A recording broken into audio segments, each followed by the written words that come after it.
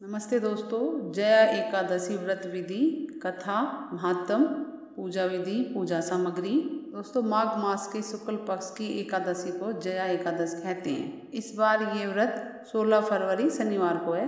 ये एकादशी सभी पापों का विनाश करने वाली होती है, सभी पापों को हरने वाली होती है और उत्तम कही गई है। इस एकादशी के व्रत से मनुष्य के ब्रह्म हत्या के पाप से मुक्ति मिल जाती, पाप दूर हो जाता है तथा इस व्रत के प्रभाव से भोग मोक्ष की प्राप्ति होती है। साथ ही इस एकादशी के प्रभाव से पिशाच योनि से मुक्ति मिल जाती है। जया एकादशी व्रत की पूजन सामग्री: श्री विष्णु जी का चित्र या अथवा मूर्ति, पुष्प माला, नारियल, सुपारी, अनार, आंवला, लौंग, बेर, अन्य ऋतुफल, धूप, दीप, घी का दीपक, पंचामृत, तुलसी दल, चंदन, मिष्टान। जया एकादशी व्रत विधि: इस व्रत को करने के लिए भक्तजनों को एक दिन पूर्व यानी कि 10वीं तिथि को सात्विक भोजन ग्रहण करना चाहिए। भोजन पूरी तरह सात्विक होना चाहिए, यानी कि लहसुन प्याज का इस्तेमाल नहीं हो।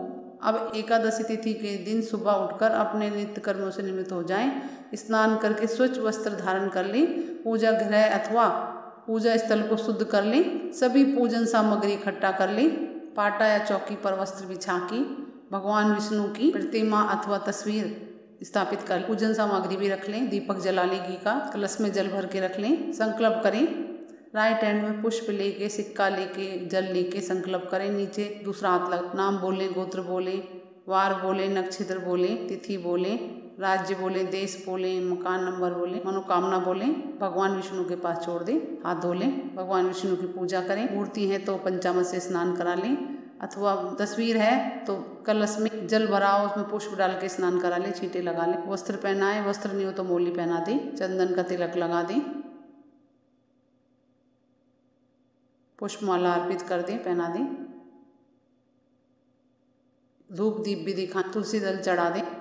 भगवान का स्मरण करते हुए, भगवान श्री कृष्ण का नाम का उच्चारण करते हुए नारियल के फल से भगवान को विधि पूर्वक पूजन करें, अर्घ दें, भोग लगाएं भगवान को, मिष्टान भी चढ़ाएं। जया एकादशी की कथा सुने अथवा सुनाएं। कथा संपूर्ण होने पर विष्णु भगवान जी एवं एकादशी माता की आरती करें।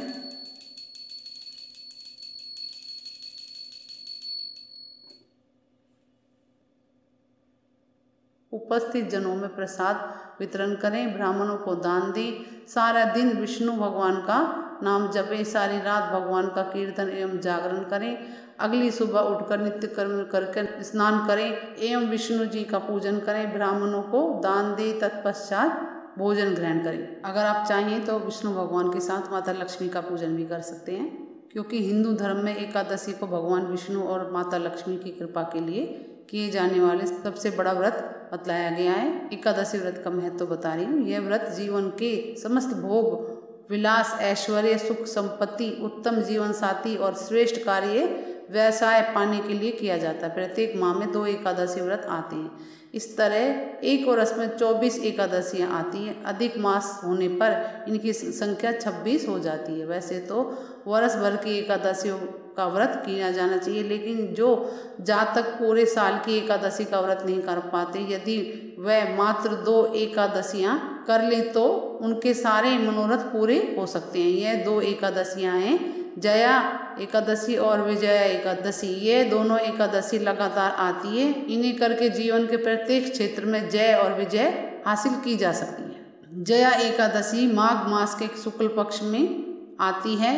इस बार 16 फरवरी को आ रही है और विजया एकादशी फागुन कृष्ण पक्ष में आती है। इस बार विजया एकादशी 2 मार्च को आ रही है। संयोग से ये दोनों ही एकादशी के दिन शनिवार है। इन दोनों एकादशियों को करने से जातक किसी भी कार्य में पराजित नहीं होते हैं। विशेष संकल्प पूर्ति के लिए करें। जया और विजया एकादशी व्रत किसी भी विशेष मनोरथ की पूर्ति के लिए किया जाता है। यदि किसी युवक या युवती का विवाह नहीं हो रहा है, किसी की जॉब नहीं लग पा रही है, बिजनेस कार्य में, व्यवसाय में परेशानी चल रही है, नया कार्य प्रारंभ करना है, धन संपत्ति संबंधी मामले अटके हुए हैं या कोई अन्य समस्या है, तो व्यक्ति को जया और विजया एकादशी का व्रत अवश्य करना चाहिए। ये दोनों व्रत करने के लिए जया एकादशी के दिन प्रातःकाल सूर्योदय से पूर्व उठकर स्नान आदि से निवृत्त हो जाएं। इस दिन नहाने के जल में गंगा जल डालकर स्नान करें। सूर्योदय के समय सूर्य देव को अर्घ दें और अपने घर में भगवान विष्णु और माता लक्ष्मी का पूजन करें। अब मन, वचन और कर्म को पवित्र करते हुए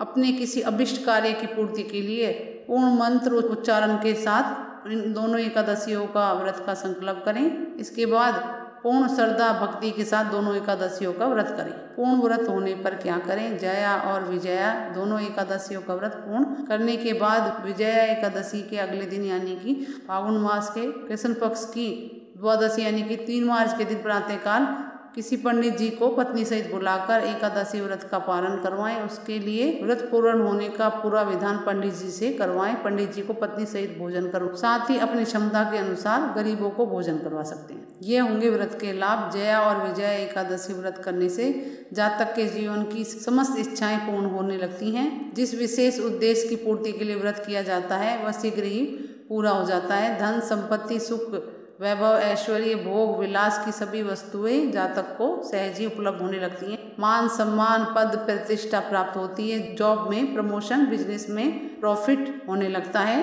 दोनों एकादशियों का व्रत करने से जन्म कुंडली में सूर्य और चंद्र मजबूत होता है। कुंडली के अन्य ग्रह भी संतुलित होते हैं। ये दोनों एकादशियां शनिवार के दिन आ रही हैं, इसलिए शनि की पीड़ा भी शांत होती है। असर्प दोष, सूर्य ग्रहण और चंद्र ग्रहण के दोष दूर होते हैं। वैवाहिक कार्यों में आने वाली बाधाएं दूर हो जाती हैं। जया एकादशी व्रत कथा प्रारंभ। युधिष्ठिर ने कहा, भगवान अब कृपा करके माघ मास के शुक्ल पक्ष में जो एकादशी होती है उसकी विधि क्या है तथा उसमें किस देवता का पूजन होता है, ये कृपा करके विस्तार से बतलाइए। भगवान श्री कृष्ण बोले, राजेंद्र बतलाता हूँ, सुनो। माघ मास के शुक्ल पक्ष में जो एकादशी होती है उसका नाम जया है। वह सब पापों को हरने वाली उत्तम तिथि है। पवित्र होने के साथ ही पापों का नाश करने वाली है तथा मनुष्य को भोग मोक्ष प्रदान करती है। इतना ही नहीं, वह ब्रह्म हत्या जैसे पाप तथा पिशाचत्व का भी विनाश करने वाली है। इसका व्रत करने पर मनुष्य को कभी प्रेत योनि में नहीं जाना पड़ता। इसलिए राजन, प्रयत्न पूर्वक जया नाम की एकादशी का व्रत करना चाहिए। एक समय की बात है, स्वर्गलोक में देवराज इंद्र देवगणों के साथ पारिजात वृक्ष से भरे हुए नंदन वन में अप्सराओं के साथ विहार कर रहे थे। 50 करोड़ गंधर्वों के नायक देवराज इंद्र ने स्वेच्छा अनुसार वन में विहार करते हुए बड़े हर्ष के साथ नृत्य का आयोजन किया। उसमें गंधर्व गा रहे थे। पुष्पदत्त, चित्रसेन तथा उसका पुत्र, ये तीनों प्रधान थे। चित्रसेन की स्त्री का नाम मालती था। मालती से एक कन्या उत्पन्न हुई थी जो पुष्पवती के नाम से विख्यात हुई थी। पुष्पदंत गंधर्व के एक पुत्र था जिसको लोग माल्यवान कहते थे। माल्यवान पुष्पवती के रूप पर अत्यंत मोहित था। ये दोनों भी इंद्र के संतोषार्थ नृत्य करने आए थे। इन दोनों का गान हो रहा था। इसके साथ अप्सराएं भी थी। परस्पर अनुराग के कारण ये दोनों मोह के वशीभूत हो गए। चित्त में भ्रांति आ गई, इसलिए वह शुद्ध गान न गा सके।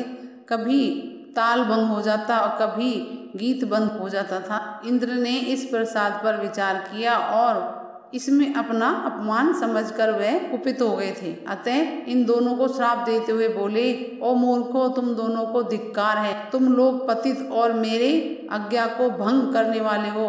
अतः पति पत्नी के रूप में रहते हुए पिशाच हो जाओ।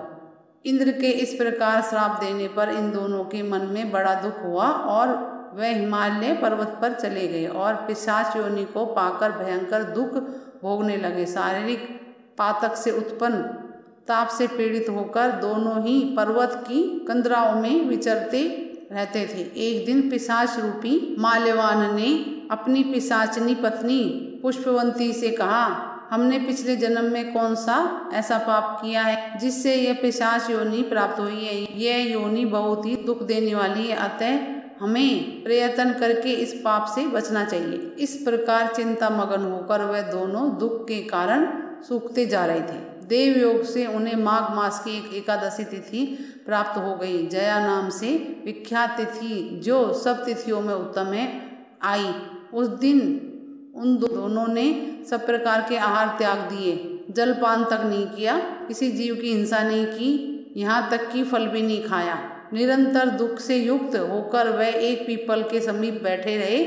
सूर्य अस्त हो गया, उनके प्राण लेने वाली भयंकर रात उपस्थित हुई। उन्हें नींद नहीं आई, वह रति या और कोई सुख भी नहीं पा सकी। सूर्य उदय हुआ, द्वादशी का दिन आया। उन पिशाचों द्वारा जया के उत्तम व्रत का पालन हो गया। उन्होंने रात में जागरण भी किया था। उस व्रत के प्रभाव से तथा भगवान विष्णु की शक्ति से उन दोनों की पिशाचता दूर हो गई। पुष्पावती और माल्यवान अपने पूर्व रूप में आ गए। उनके हृदय में वही पुराने स्नेह उमड़ रहा था। उनके शरीर पर पहले जैसे ही अलंकार शोभा पा रहे थे। वे दोनों मनोहर रूप धारण करके विमान पर बैठे और स्वर्गलोक में चले गए। वहाँ देवराज इंद्र के सामने जाकर दोनों ने बड़ी प्रसन्नता के साथ उन्हें प्रणाम किया। उन्हें इस रूप में देखकर इंद्र को बड़ा विस्मय हुआ। इंद्र ने पूछा, बताओ किस पुण्य के प्रभाव से तुम दोनों का पिशाचत्व दूर हुआ है? तुम मेरे श्राप को प्राप्त हो चुके थे, फिर किस देवता ने तुम्हें इससे छुटकारा दिलवाया है? माल्यवान बोला, स्वामी, भगवान वासुदेव की कृपा से तथा जया नामक एकादशी के व्रत से हमारी पिशाचता दूर हुई है। इंद्र ने कहा, तो अब तुम दोनों मेरे कहने पर सुदापान करो। जो लोग एकादशी व्रत में तत्पर और भगवान श्री कृष्ण की शरण में होते हैं, वह हमारे भी पूजनीय होते हैं। भगवान श्री कृष्ण कहते हैं, राजन, इस कारण एकादशी व्रत करना चाहिए। नपश्रेष्ठ जया धर्म हत्या का पाप भी दूर कर देने वाली है। जिसने जया का व्रत किया है, उसने सब प्रकार के दान दे दिए हैं और संपूर्ण यज्ञों का अनुष्ठान कर लिया है। इसका महात्म्य के पढ़ने और सुनने से अग्निष्टोम यज्ञ का फल मिलता है।